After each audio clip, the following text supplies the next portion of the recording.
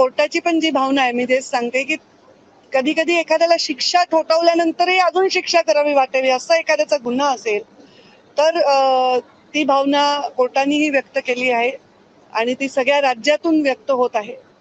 असं fast track निकाल लागले तर ह्या नराधमांना आळा बसेल आणि पण त्या कोवळ्या जीवाचा जो जी जी त्याच्यावर अत्याचार झाला त्याच्याबद्दलची माझी संवेदना ही सदैव कायम राहील. आता कोर्टाचे आणि जे फास्ट ट्रॅक मध्ये यंत्रणांनी काम केलं त्यांचे संबंधित गृह मंत्रालयाचे सुद्धा मी त्या मानाने आभार व्यक्त करतो. जसं म्हणालात की त्याच पद्धतीने फास्टेस्ट निकाल आलेला आहे. आतापर्यंत ज्या बलात्काराच्या घटना होत्या त्यामध्ये ज्या काही सुनावण्या झाल्या अवघ्या 60 दिवसांच्या आतमध्ये हा निकाल लागलेला आहे. कोर्टानं असं देखील म्हटलंय की खरं तर आरोपीचं कृत्य पाहता तो याहून अधिक मोठ्या शिक्षेसाठी पात्र होता, परंतु आपल्याकडे फाशी ते एकच प्रावधान.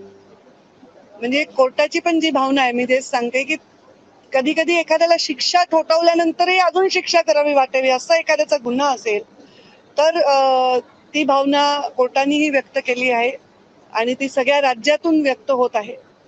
असं फास्ट ट्रॅक निकाल लागले तर ह्या नराधमांना आळा बसेल आणि गुन्हा करताना 10 वेळा कोणी विचार करेल अशा पद्धतीचा एक त्यांच्या मनामध्ये थरार निर्माण झाला पाहिजे.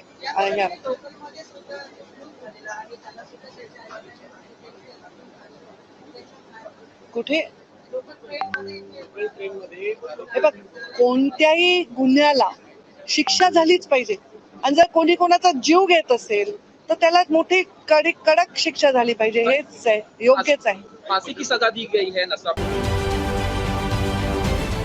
महाराष्ट्रातील सर्व बातम्यांचे विश्वासार्ह व्यासपीठ